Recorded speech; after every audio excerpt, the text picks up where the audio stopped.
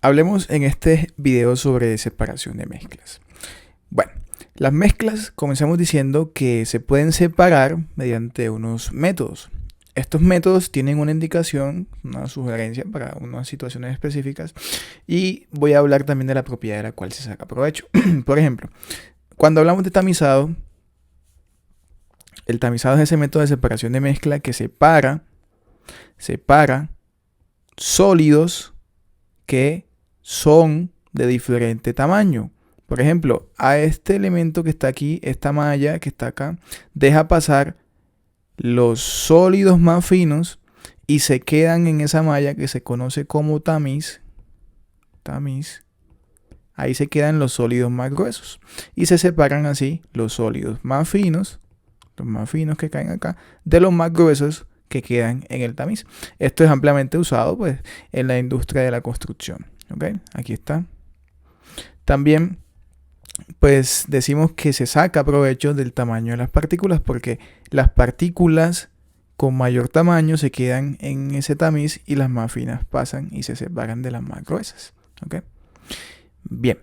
Ahora, la filtración es un método de separación indicado cuando tenemos sólidos insolubles en líquidos. ¿Cómo así?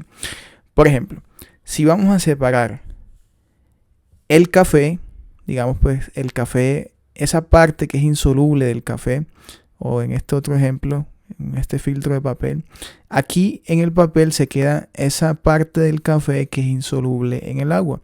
Y acá atraviesa el filtro lo que es el agua con la parte soluble del café.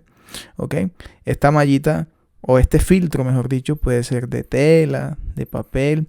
El caso aquí es que pasa por el filtro el agua con el café, la parte del café que es soluble en el agua, y se queda en el filtro lo que llaman el cuncho, creo que es la parte esa del café que no es soluble en el agua y que se queda aquí en el filtro. ¿Okay? Bien.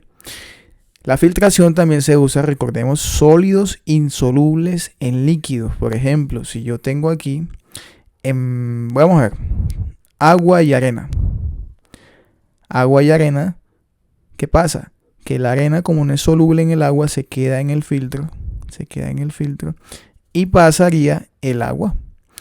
Podemos pensar también en agua con algún contaminante. Ese contaminante se queda en el filtro y pasaría el agua purificada. ¿Okay? Aquí vemos otro ejemplo de filtración donde tenemos agua sucia entrando y sale agua limpia, y es precisamente porque estos filtros, que pueden ser por ejemplo piedras, carbón, de pronto alguna arena y otros materiales sólidos, están reteniendo esos contaminantes del agua, se retienen en cada una de estas capas y al final sale el agua purificada. Esto sería un filtro casero para purificación de agua. ¿Okay? Este es un filtro en la cocina para purificación de agua, que tendría como este funcionamiento básicamente, donde entra el agua sucia y en cada una de estas capas se van quedando los contaminantes del agua hasta que finalmente sale el agua limpia y nos llega a nosotros en los filtros que tenemos en la cocina. Bueno, filtración separa sólidos insolubles como la arena, que no es soluble en líquidos como el agua. ¿Okay? Decantación es un método que separa líquidos inmiscibles. Líquidos inmiscibles son aquellos que no se mezclan, que forman dos fases como el aceite y el agua. La decantación básicamente consiste en que en este aparato que se conoce como embudo de decantación, se toma el aceite y el agua, se abre esta llavecita, va saliendo el agua y se cierra la llave cuando deja de salir el agua. Se recoge el agua, por ejemplo, en un vasito por acá. Se cierra la llave cuando deja de salir el agua, cuando el agua pues se acaba. Entonces queda el aceite en el embudo y el agua en el vasito gracias a que se iba abriendo la llave. ¿Okay? También tenemos la decantación. Recordemos que el método se llama decantación. La decantación también puede ser cuando tenemos sólidos y líquidos.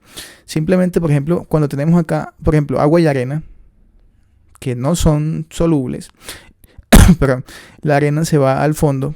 Simplemente esperamos a que esa arena se vaya al fondo, se sedimente, y luego se va separando el agua, medio volteando el vasito, se va recuperando el agua y queda la arena aquí en el vaso. Este es un método muy sencillo, también conocido como decantación sólido-líquido. El sólido no es soluble en el líquido.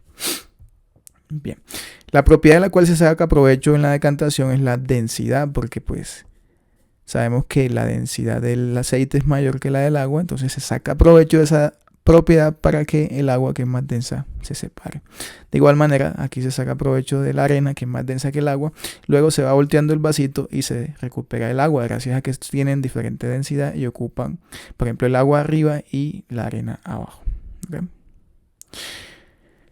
En la filtración también debo anotar que se saca provecho del tamaño de las partículas. La propiedad de la cual se saca provecho es el tamaño de las partículas, porque por ejemplo acá, por el filtro, si decimos que esto es agua y arena, en el filtro se quedan las partículas más grandes de arena y pasan por el filtro las partículas más pequeñas de agua. Lo mismo acá con el café. La parte que no es soluble del café se queda en el filtro. La que no es soluble en el agua, que son partículas más grandes. Y la que sí es soluble en el agua, con el agua pasan. ¿Okay? El agua con las partículas chiquitas de café, esas que sí se solubilizan en el agua, pasan por el filtro. ¿Okay? Bien.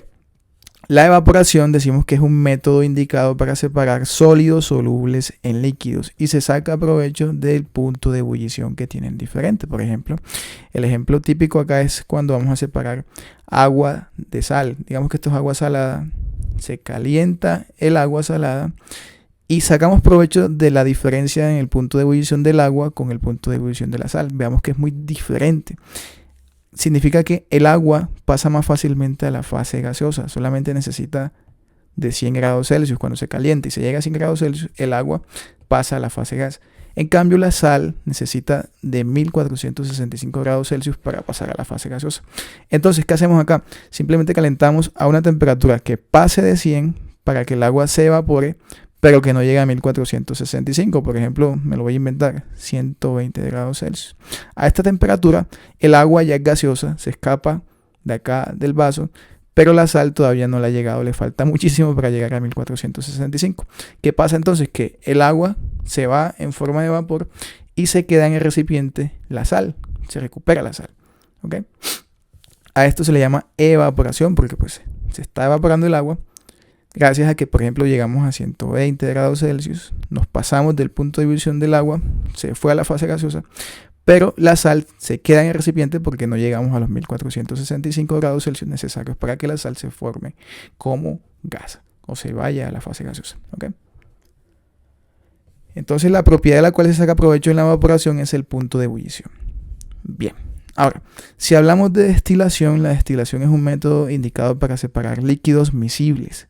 Miscibles significa que sí se solubilizan, a diferencia de los inmiscibles que no se solubilizan, como el aceite y el agua. Miscibles sí se solubilizan y sacamos provecho aquí del punto de ebullición. ¿Cómo así? La diferencia en el punto de ebullición es lo que nos va a permitir separar esos líquidos que son miscibles. Veamos acá el montaje con agua, que tiene un punto de ebullición de 100 grados Celsius, y alcohol, que tiene punto de ebullición de 78,5 grados Celsius. Significa que el alcohol necesita menos calor para pasar a la fase gaseosa. ¿Ok? Digamos, calentamos y llegamos hasta una temperatura que es mayor de 78,5 y menor a 100, que está entre estos dos.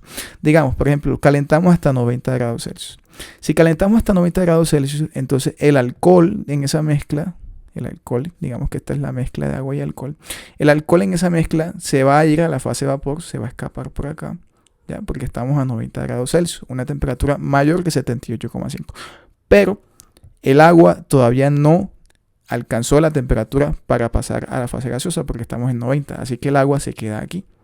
El agua se queda aquí. Si suponemos que aquí tenemos agua y alcohol, el agua se queda aquí cuando calentamos hasta 90, pero el alcohol se empieza a escapar porque nos pasamos de su punto de ebullición.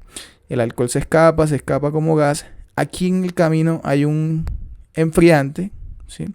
Un líquido refrigerante o algún refrigerante que luego vuelve a ese alcohol a la fase líquida nuevamente, le baja la temperatura nuevamente del alcohol y el alcohol vuelve a su fase líquida, pero con la gran diferencia de que acá se recupera solamente el alcohol.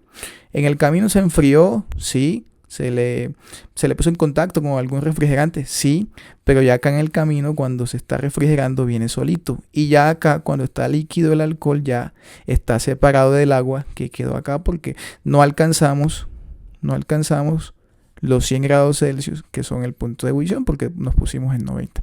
¿Ok? Este es básicamente el método de destilación. Tiene un poquito aquí de diferencia la destilación con la evaporación, en que la destilación es para líquidos que son miscibles, como el agua y el alcohol. En cambio, la evaporación es para sólidos solubles en líquidos, como la sal soluble en el agua. ¿Ok? Ambos sacan provecho del punto de ebullición, pero tienen esa diferencia. ¿Sí? Bien, si hablamos de cromatografía, la cromatografía está indicada para mezclas homogéneas de líquidos. Y bueno, más que un método de separación, cuando hablamos de la cromatografía en papel, es un método para la distinción de los diferentes componentes que tiene una mezcla homogénea, como por ejemplo, aquí tenemos un papel, ¿ya? En este, digamos, momento inicial, y luego está ese papel ya morado, ¿sí? Se coloreó porque el líquido que había acá, esto que estaba acá, empezó a subir y mojó todo el papel. Este es un momento final. Pero bueno, también quisiera mostrar que este color verde se puede separar en sus colores amarillo y azul. ¿Ok? Ahora, nos damos cuenta de que el color azul subió más alto que el color amarillo después de un tiempo. Este es momento inicial y esto es momento final. ¿Ok? Significa que el color verde se separó en amarillo y en azul, porque pues sabemos que azul y amarillo nos da verde. ¿Ok? Verde sería la mezcla. Claro que sí, es una mezcla conformada por amarillo y por azul. Pero resulta que azul subió más alto que amarillo, porque azul tiene mayor afinidad con este líquido. Le gusta más andar con este líquido. ¿Ok? Entonces el líquido moradito, lo estoy representando en moradito, se llama fase móvil porque es quien sube a través del papel. Al papel se le llama fase fija. ¿Ok? Pero el color azul tiene mayor afinidad con ese líquido moradito que estoy representando, con esa fase móvil. ¿Ok? Así que este método de cromatografía nos permite más que todo es diferenciar, en este caso al azul y al amarillo, los componentes de una mezcla, en este caso el verde. Y lo que nos permite diferenciarlos, separarlos también aquí al azul y al amarillo, es que el azul tiene más afinidad con la fase móvil, con este líquido que es el que se está moviendo, el que se desplaza a través de la fase fija, que es el papel. ¿Ok? En esto básicamente consiste la cromatografía en papel. Y bueno, sacamos provecho de la afinidad con una fase móvil, la diferencia en la afinidad con una fase móvil, entendiendo que aquí el color azul tiene más afinidad con la fase móvil, porque la fase móvil se lo lleva con una mayor velocidad de arrastre. ¿Ya? En cambio el amarillo no tiene tanta afinidad porque se lo lleva con una menor velocidad de arrastre, la fase móvil. ¿Okay? Ahí está un breve resumen entonces de lo que serían los distintos métodos de separación de mezclas.